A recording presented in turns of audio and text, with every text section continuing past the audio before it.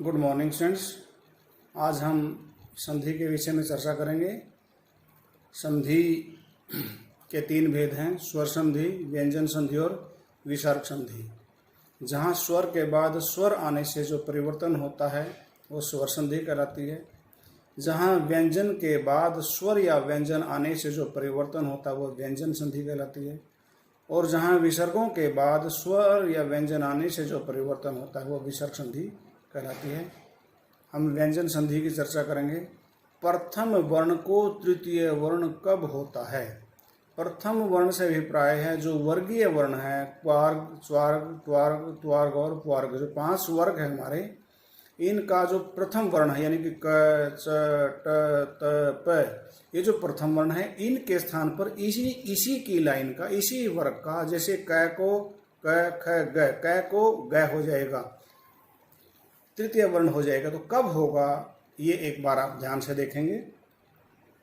यदि प्लस से पहले किसी भी वर्ग का प्रथम वर्ण हो, प्लस के बाद में या तो कोई स्वर हो, या किसी भी वर्ग का तृतीय और चतुर्थ वर्ण हो, या य, र, ल, व, है कोई वर्ण हो, इनमें से कोई वर्ण हो तो प्रथम को तृतीय वर्ण हो जाता है। उदाहरण देखेंगे, जैसे वाक जमा में ईश है। यहाँ वाक का जो क है वो अपने ही वर्ग का, अपनी लाइन का प्रथम वर्ण है। उसके बाद जो ईशा का ई है, दीर्घ ई है, वो स्वर में है। तो इसीलिए पहली कंडीशन भी पूरी है और दूसरी भी, इसलिए क को अपनी ही लाइन का तृतीय वर्ण हो जाएगा। तो क आधा है तो ग भी आधा होगा, उसमें ईशा का ई मिल जाएगा तो क को ग, फिर वो बड़ी हो गया, गी बन गया वागीश है। वाग जमा ईश है बन गया है वागीश है। दूसरा उदाहरण देखेंगे, अच जमा में आदि। यहाँ अच का च है वो भी अपने वर्ग का प्रथम वर्ण है। उसके बाद प्लस के बाद में आदि का जो आ है वो स्वर है, इसलिए च को अपने ही लाइन का, अपने ही वर्ग का तृतीय वर्ण हो जाएगा, यानी कि च, छ, ज। तो इस लाइन का तृतीय वर्ण है ज। च आधा है तो ज भी आधा होगा, और जब आधा ज है उसमें आदि का आ मिल जाएगा और जा बन जाएगा। तो अच जमा में आदि बन गया आजादी।